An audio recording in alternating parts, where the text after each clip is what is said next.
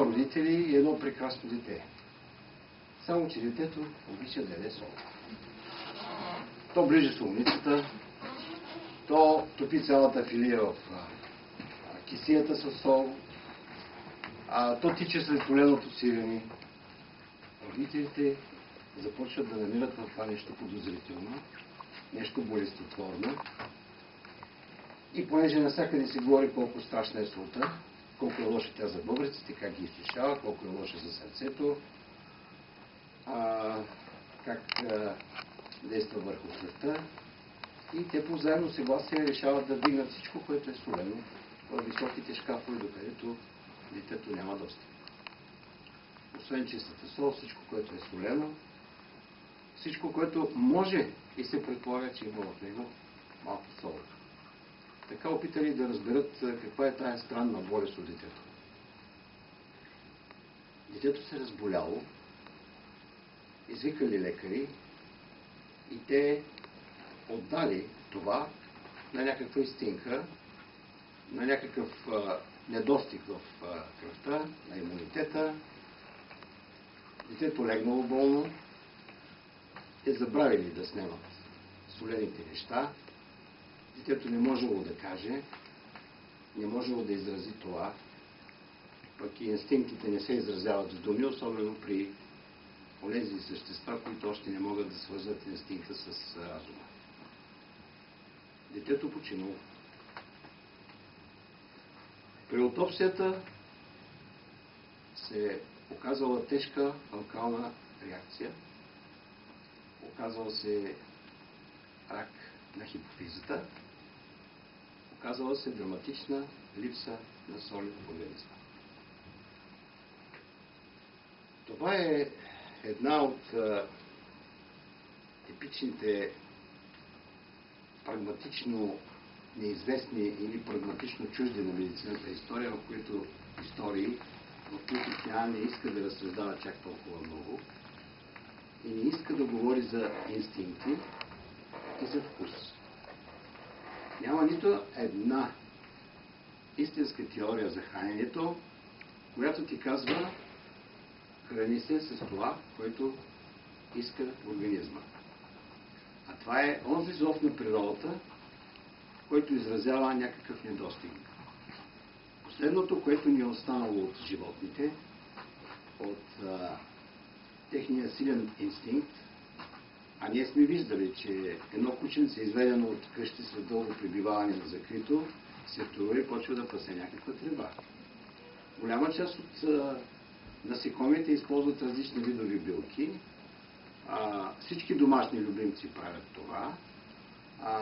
Няма животно, което да не се ползва в определен момент от определена растителна жива суровина. Отиват и гризат кори на дърветата, ядат листа, ядат треви, ближат сол, ядат земя, глина. Всичко това ни навежда на мисълта за едни изгубени инстинкти. И понеже медицината казва, те са загубени и само едно изследване на кръвта може да докаже какво липсва, много често се стига до онези примери, в които изследванията ни показват никаква липса, а тя само е зелена в вкуса. Разминават се остатъчният инстинкт и научни доказателства. Точно обратното става при други случаи. Имаме излишък от нещо, установено в изследванията, медицинските изследвания, но когато се тръгне този излишък да бъде задоволяван, получава се нова болест или усложняване на съществуващата болест. Това е довело до редица тежки обърквания, до едно разногласие между повседневната практика и медицината, между диетологията и човешките нерви, и се е промъкнал един скептицизъм, който в край на краищата ни води към мисълта за това дали тези храни, с които се храним, не са някакви други различни, за които нашия инстинкт няма спор. Дали тяхната структура не съществуваща в нашите гени.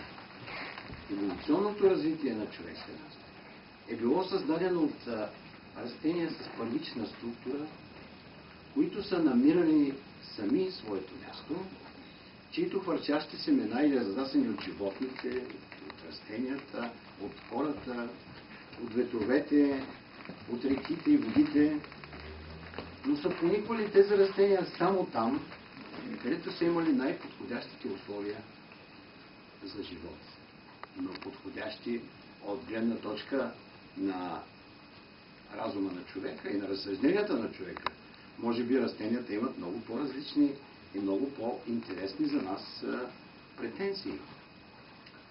Каква е влажността на въздуха, на какво ниво от земята е тази влажност, кои въздушни течения са благоприятни, кои растения съседи са благоприятни, кои това растение, което ще се засели на това място, какви са неговите приятелски съобщества и какви са неговите враждебни съобщества. Ако се върнем в това време, когато инстинктите още не са били загубени от човека, и той инстинктивно е намирал корените, с които да се храни, някои от дивите горски плодове, някои от дивите житни треви, животните, срещу които е ловувал и се е снабдявал с тяхното месо. Това всичко е получило някакво наименование. Най-прочутото, най-известното и най-мощното хранително растение между тези древни видове е пшеницата. Но ние трябва още в началото да кажем това.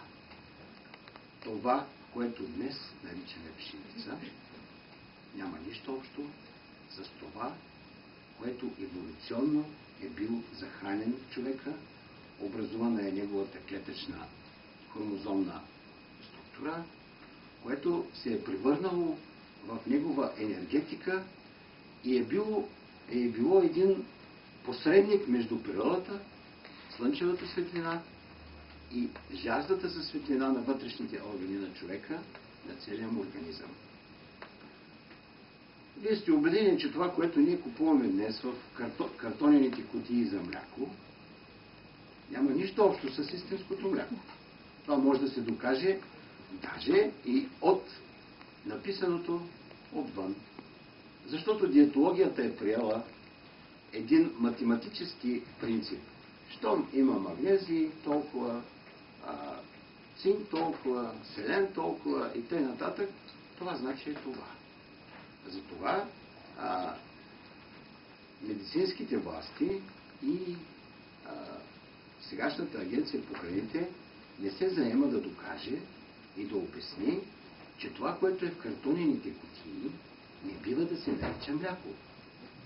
То няма енергетиката на онова, което човека е въплатил в разбирането си по повод млякото. Същото нещо е и с пшеницата. Нека да проследим нейното развитие някъде след хроманьонския човек. Ние имаме едни диви житни треви с много малки семенца, много древни, които обаче човек посредством своите опити и грешки започва да отделя на ядливо и безсмислено, на вкусно за него и невкусно, на меко и твърдо, на прогонващо умората и уморяващо неговия организъм, на натравящо, т.е. отслабващо неговата воля за действие и пораждащо неговата воля за действие. Така стигаме до дивите житни треви и трябва да откроим в тях, че първата дива житна трева, която осядащият човек е одомашнил, това е еднозърнестия дивец. Няма друга одомашнена пшеница през хилядолетията, която да е различна и да е одомашнена преди еднозърнестия лимец. В генетиката на лимеца има 7 хромозомни двойки. Тоест, имаме 14 хромозома, които определят всичко. Като се започне от съотношенията между протеините вътре в структурата на семето, мине се през микроелементите и се стигне до вкуса. Природата, която е еволюционистка и бавно в еволюцията събира растенията посредством ветровете, с много малка човешка намеса. Като имам предвид човешката намеса, смятам само, че човек, осядайки, трябва да създаде хранителни запаси. Хранителните запаси той не може да създаде чрез животните, докато не е започнал да ги одомашнява. Но първите хранителни запаси той е могъл да създаде, като нарочно събере предната година семена и на следващата година извади от тях 3 пъти повече семена, 5 пъти повече семена, което в началото е осигурявало някаква надежност на мястото, където той е осядал. Така, до средата на миналия век ние имаме едно сравнително бавно, еволюционно, природно, естествено кръстосване на растенията, като единствено лимеца от всички житни видове не е успял по-късно да се кръстоса с никое друго растение, с изключение на един единствен път, някъде назад в ерите, когато неговата стабилна конфигурация от гледна точка на физиците или от гледна точка на генетиците, неговите 7 хромозомни двойки са се подали с една друга житна трева, която не е била в роднински връзки с така се е получил двузърнестия лимец. Никой повече не е могъл по-нататък да създаде някаква успешна трайна кръстоска с еднозърнестия лимец, поради неговата прекомерна здравина и устойчивост на хромозомния му статус. Двузърнестия лимец има 2 пъти повече хромозоми. Той има 28 хромозома или 14 хромозомни двойки. Забележете, че това е взривно нарастване на възможността да се съчетава. Тоест, да се видоизменя посредством естествено кръстосване, чрез природните сили, вятър, слънце, вода и т.н. и посредством приближаване на едни ниви с други, чрез съдействието на човека. Бавно еволюционно до преди 50 години имаме някъде около 20 000 сорта пшеница, които са били във времената полека създавани, след което, напипвайки слабото място на природата и отговаряйки на претенциите на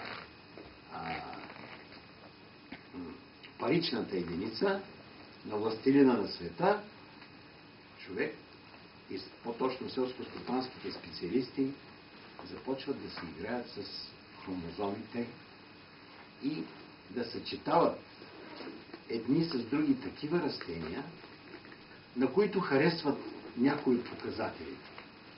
Например, те ще съчетаят един култивиран двузърнест лимец с една по-късна мека пшеница, която дава много по-висок добив, но има много по-ниско стебло. Постепенното придвижване поради добивите, за да се напълни зърното, да се получи повече вещество, за да има повече печалба, стига до това, че от 1,20 м по първичната житна трева, която е одомашнена от човека, използвана в началото за храна, постепенно пшениците се придвижват надолу. Стават се по-тежки семената и все по-ниско стъблото. Те стават по-устойчиви, но как? Чрез помощта на химията. Няма друга пшеница, която днес на земята би могла да заема диапазон от 260 метра под морското равнище до 1500 метра на надморско равнище. Всяка друга пшеница умира, загива, ако не бъде подкрепена, ако не се намери точно определеното ниво, на височинно ниво, и не бъде подкрепена със съответните химикали. Започва се с химикал за премахване на другите растения, които могат да се явят нейни вражески настроени растителни видове. Ние ги наричаме плевери, в случая по отношение на пшеницата. След това се изгонват гъбички, бактерии и прочее, за да не се зарази семето, или самото семе се накисват такива препарати, след което това глезенче на човека продължава да се тури на първите 10 см височина с специални торове химически, защото то не е способно да се вземе от въздуха, топлината, светлината, водата, онова, което първичната структура на първичното растение, създадено от природата, спокойно приема. Така днес пестицидите, онова с което трябва да се бранят от насекоми, заемат такова място, каквото значи половината от производството на химическите заводи в света е за селско-стопанската промишленост. Можете да си представите какво огромно количество химия пада върху нашата земя. И слава Богу, не само върху нашата, и слава Богу, не толкова, колкото във всичките други земи, защото ние твърде дълго сме слабо развити и голяма част от нашите земи останаха, особено планинските, останаха през последните 50 години незасегнати от това мощно химизиране на селското стопанство, от неговата тежка индустриализация.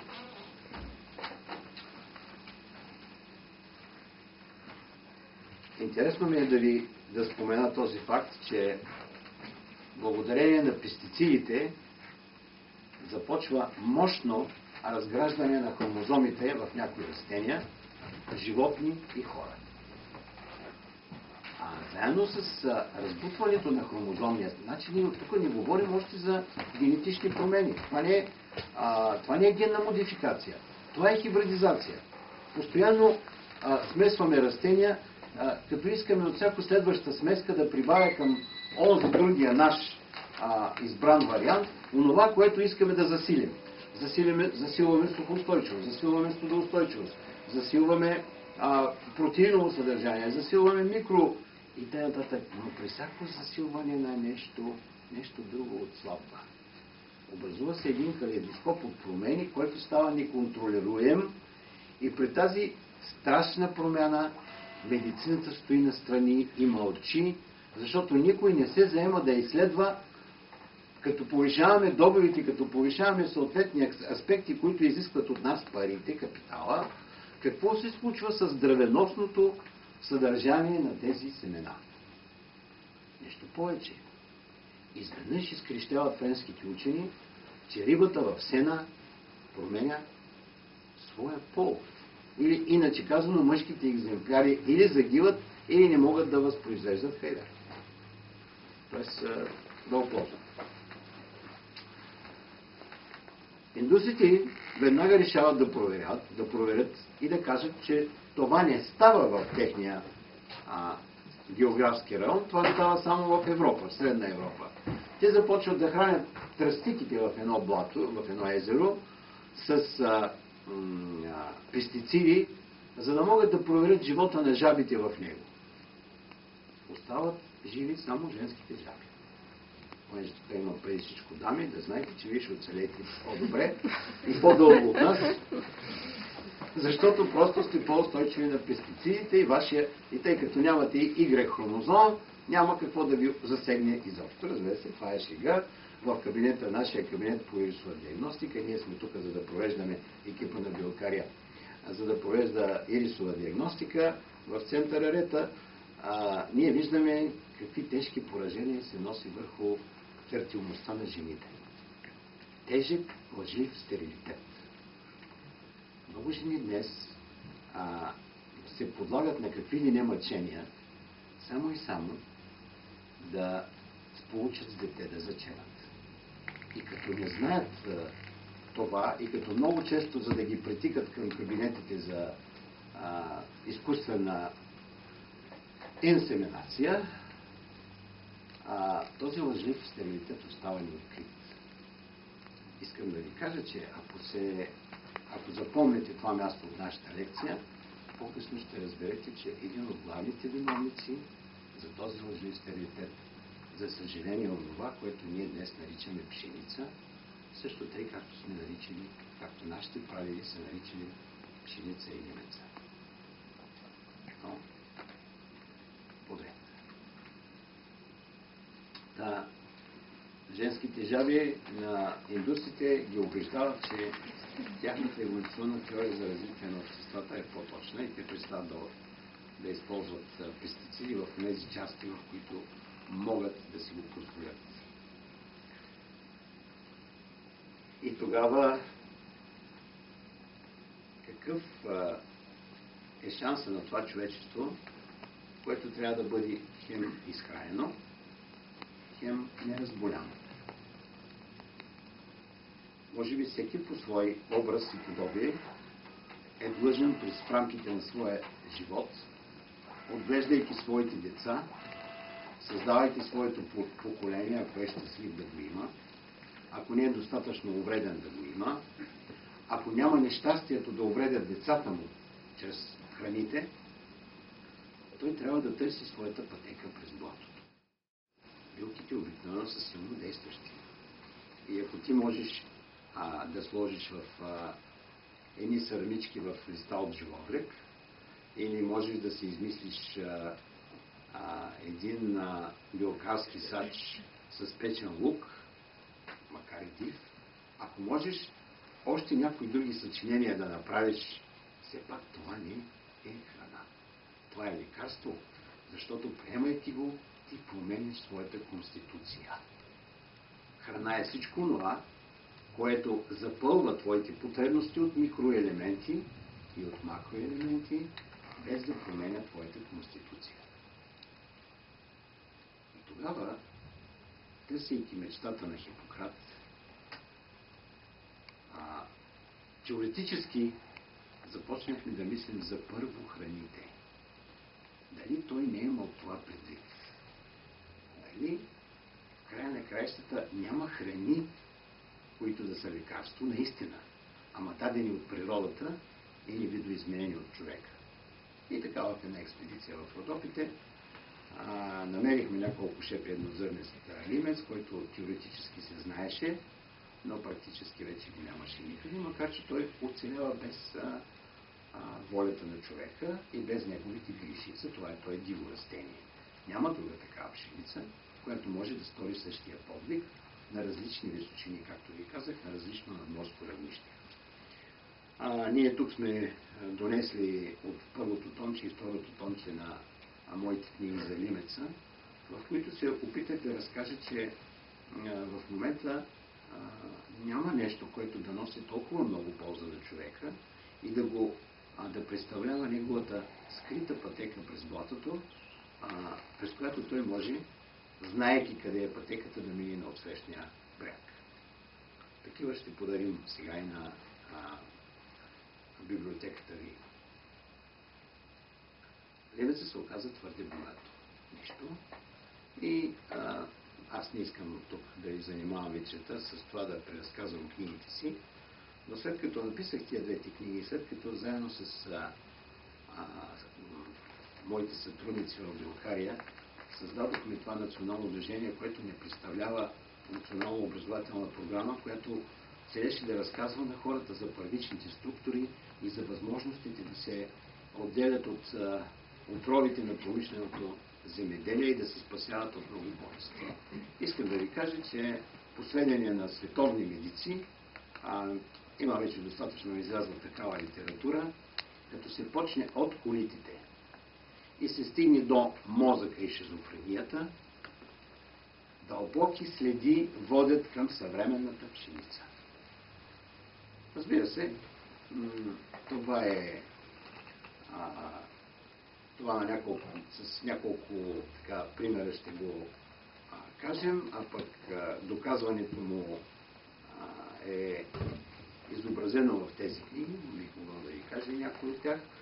Но аз искам тук да ви покажа, че след като направихме предприятие за живи храни от Лимец, защото искахме да създадем един малък пример и да покажем на хората.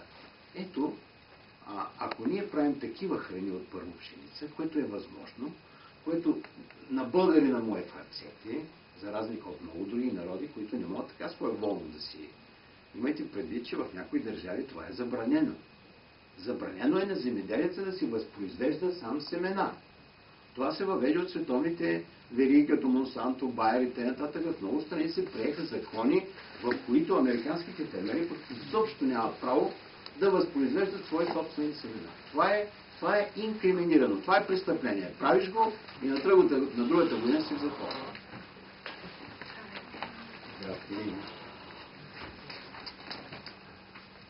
И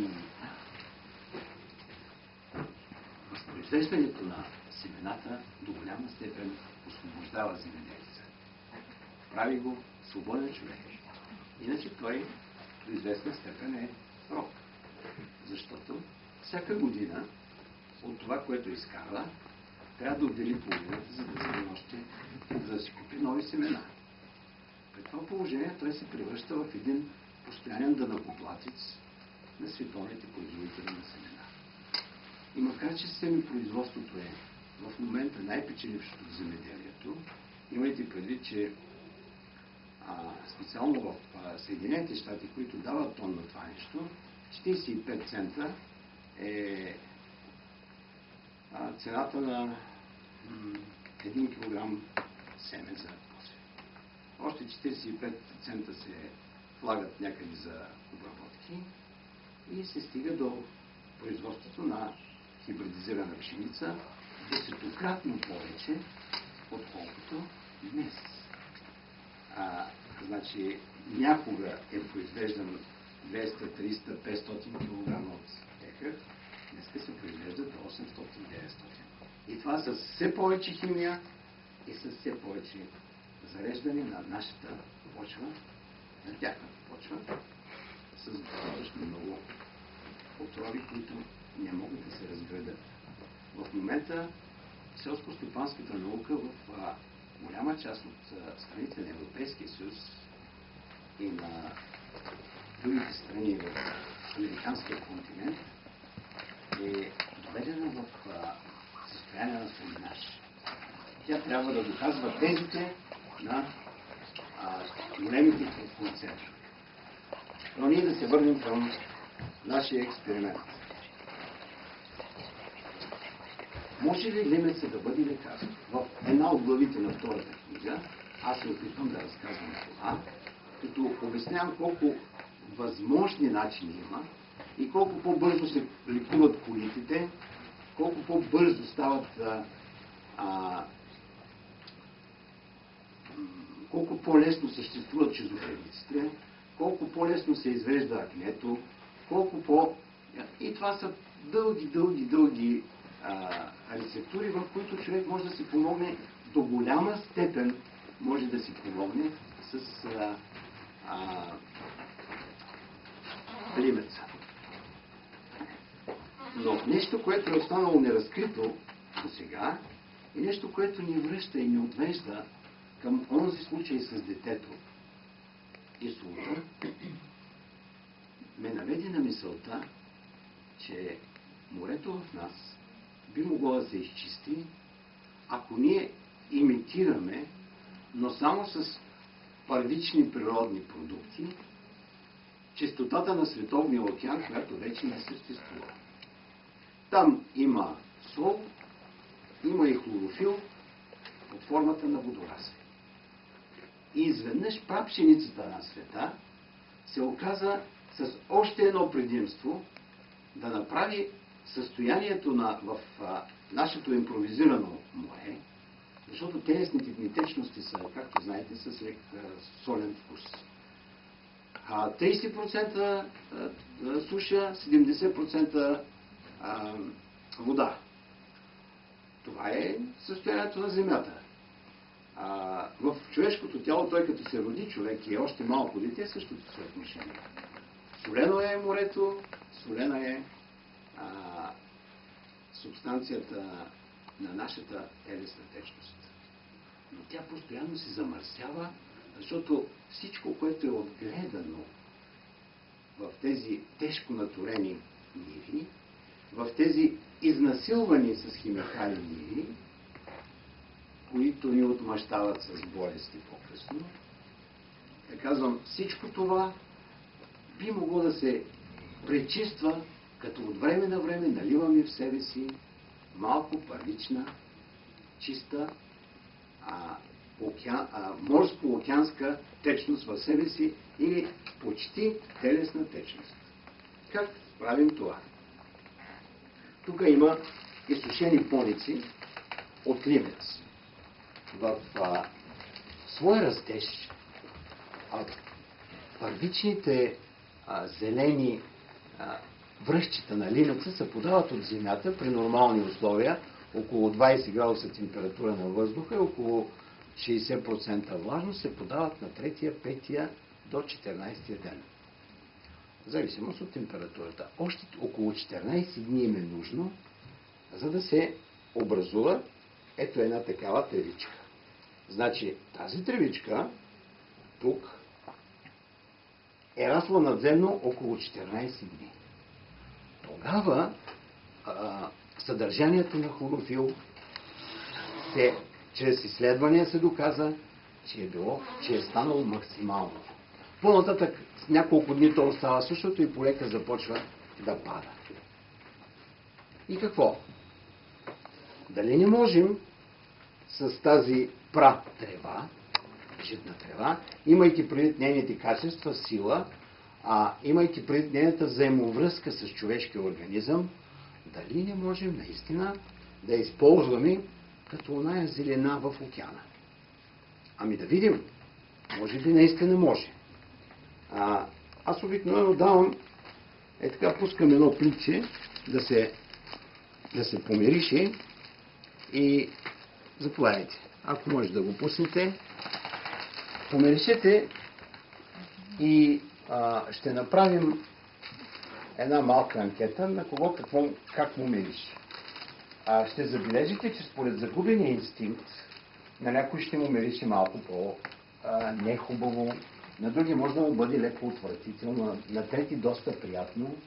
Уния, които са расли върху каруцата на дядо с сеното, те със сигурност ще го възприемат като един сладък спомен от детството. Онези, които са расли край морето, със сигурност ще го възприемат като полъх от водорасли. Само, че не искам да ви сугестирам и ще ви помоля като мини пликчето да си каже мнението на какво мирише. Аз през това време ще сложа в една чиста вода, за съжаление не е изворна, вижте, тя започна леко да се изпарява. Тази вода съм е сложил в пясък. Защо? Защото трябва да приготвим едно много бавно повишаване на температурата в нея, което да има еволюционен характер за извеждането, а да не става изведнъж под формата на човешките революции. Еволюция и никакви хибридизации и генни инженерства тук няма да ни помогнат. Тук ще ни помогне бавното извеждане на хлорофила, докато голяма част от зеления цвят премине в растението. Във водата, извинявайте.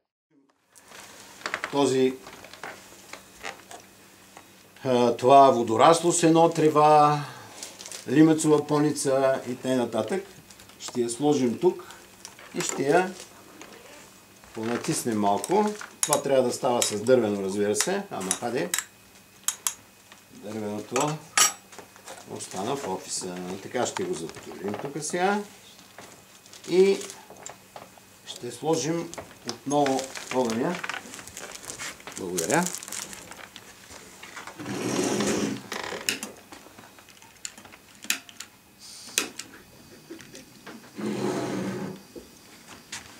Докато си говорим, чрез температурата, чрез създаването на определени отрицателни и положителни иони, брожението, тъй наречено от старите майстори на биокарското изкуство, чрез това брожение ще създадем реакция и постепенно ще започне да се извлича този хлорофил. Надявам се скоро, но не взривно и не изведнъж, постепенно да започне отделяне на хлорофила, на зеления пигмент в водата и ние ще си налеем тук една забравихме да налеем и водичка. Това е слънчева енергия, събрана в семето, което продължава да свети до момента на своето смилане. При лимеца има следния проблем.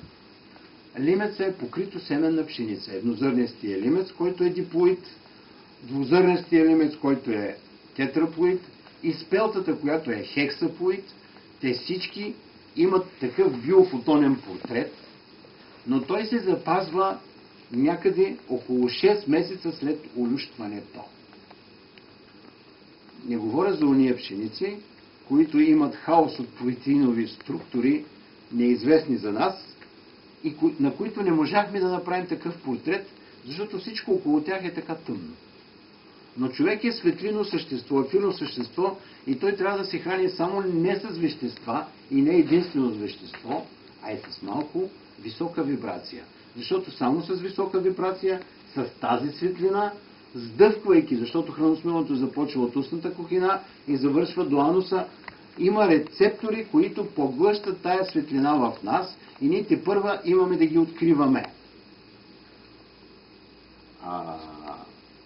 Да бих имал плазмен екран, щях да ви покажа как свети ето това нещо в своя 14-дневен период след показването от Земята. То е още по-вълно, още по-интересно, по-устремено. Но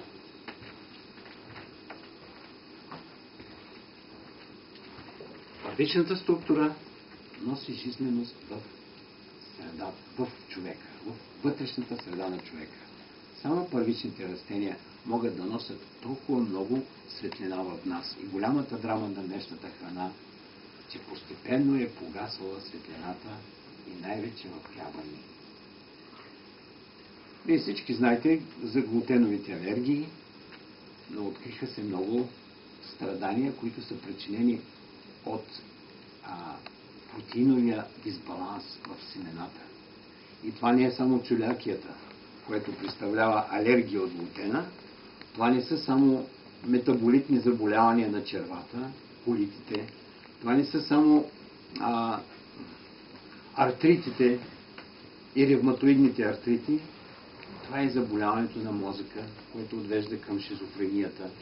Това са дълбоки и трайни, постепенни генетични изменения в цели общества. Особено у нези общества, които се хранят с съвременна хибридна пшеница.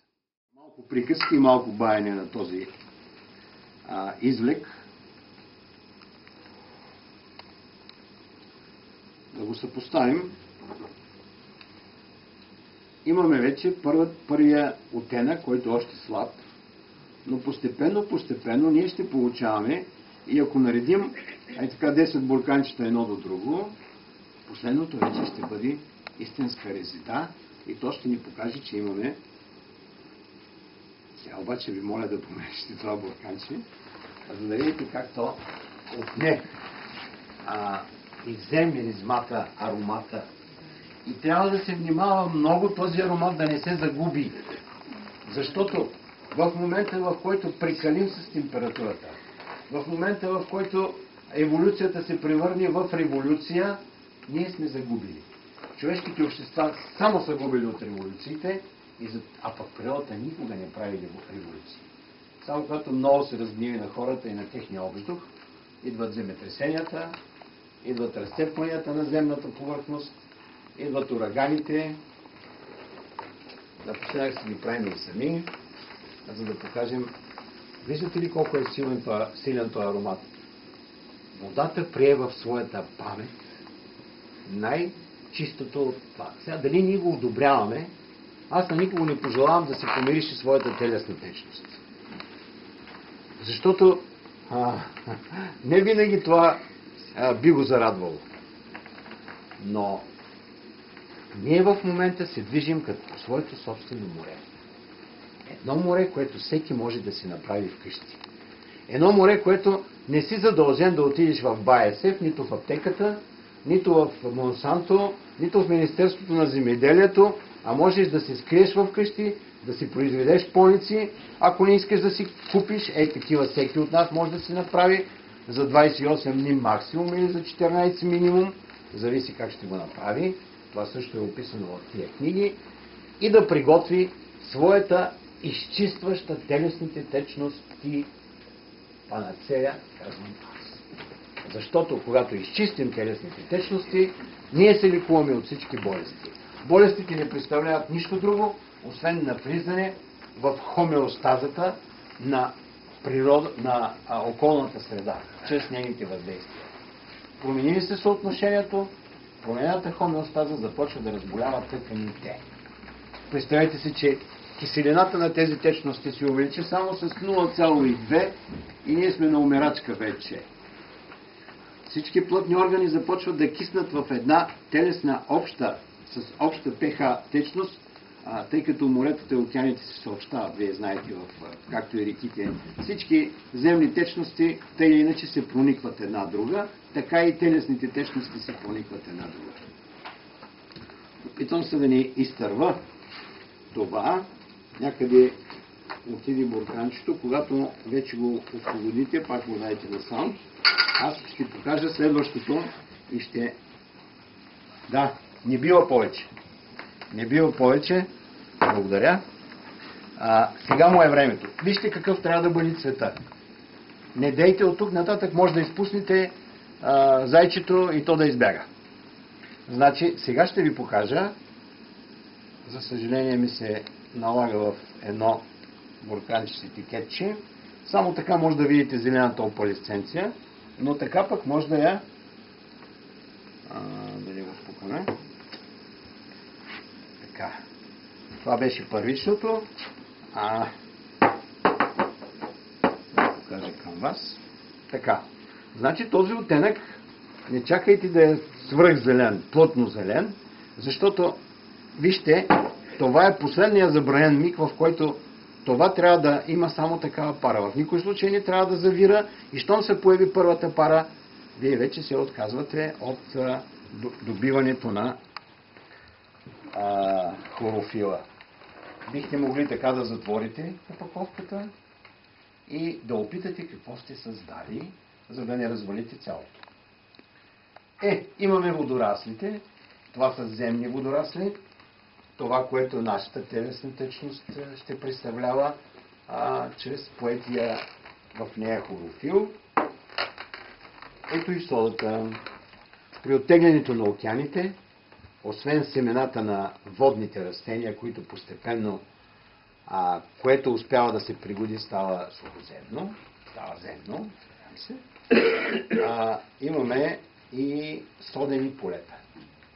Содата се отличава от солта с един атом водород, който се взема от въздуха. Ето, това е мига на истината. На мен ми се иска да го правим в бурканче, както се вижда, без. Така.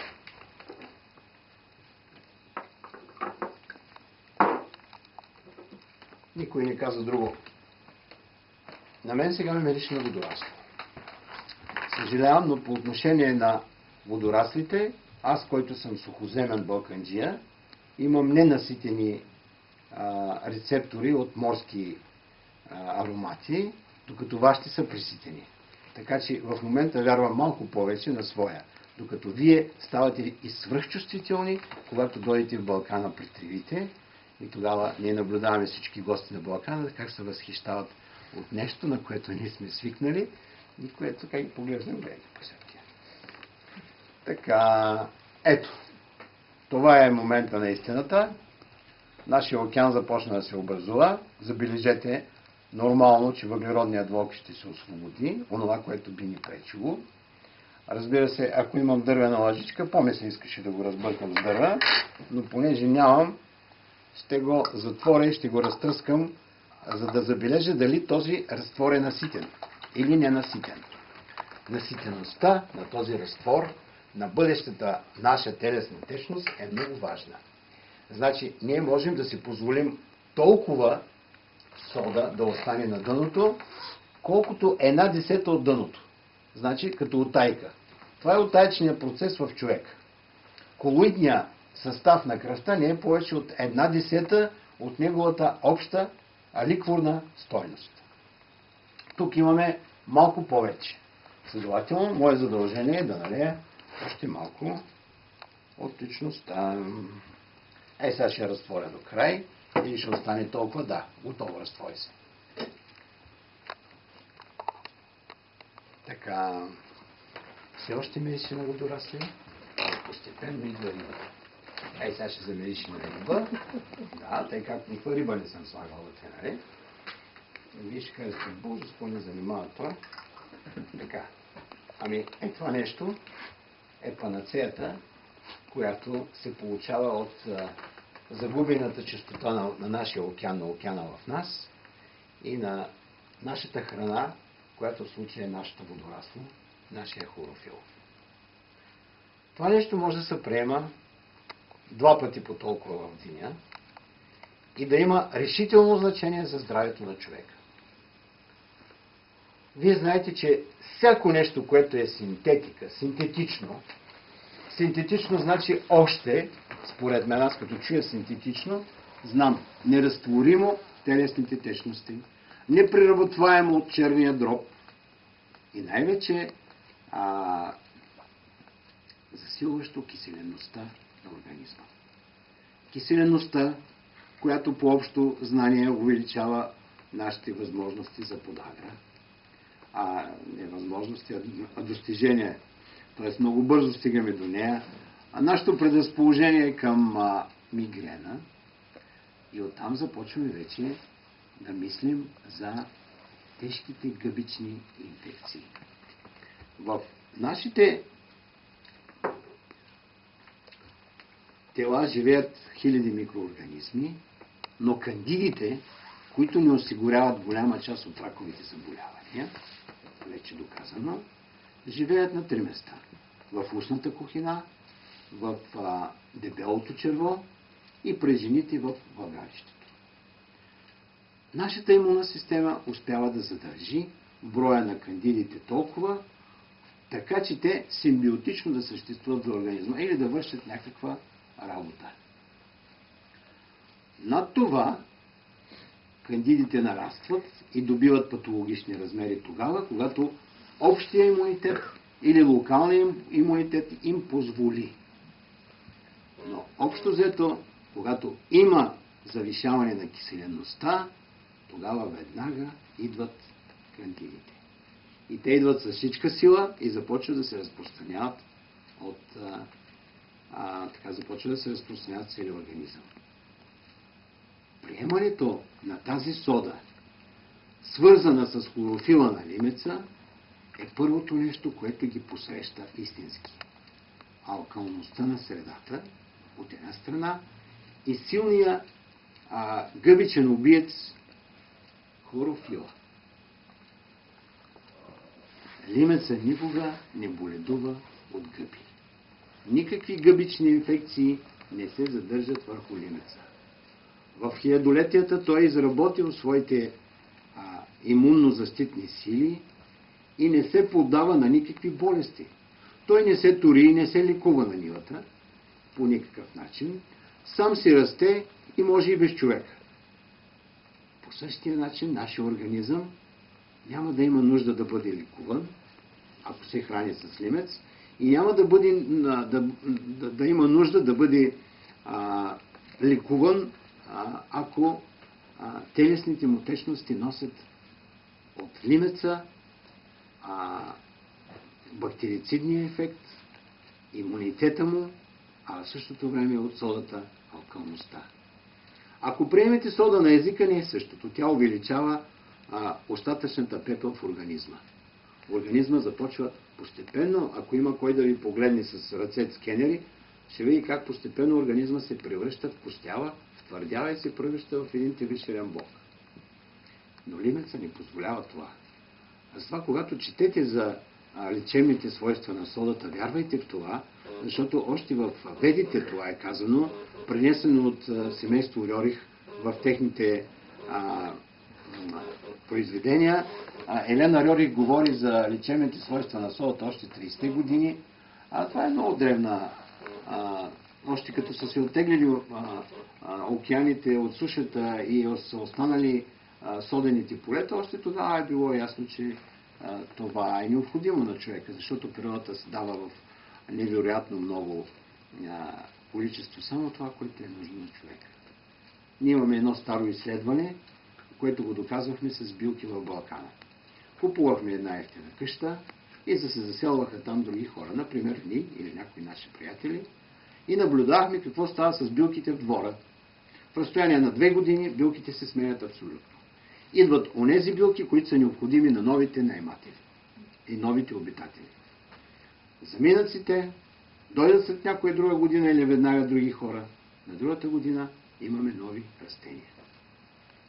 Когато лимецът легна за първи път, целите поляни бяха в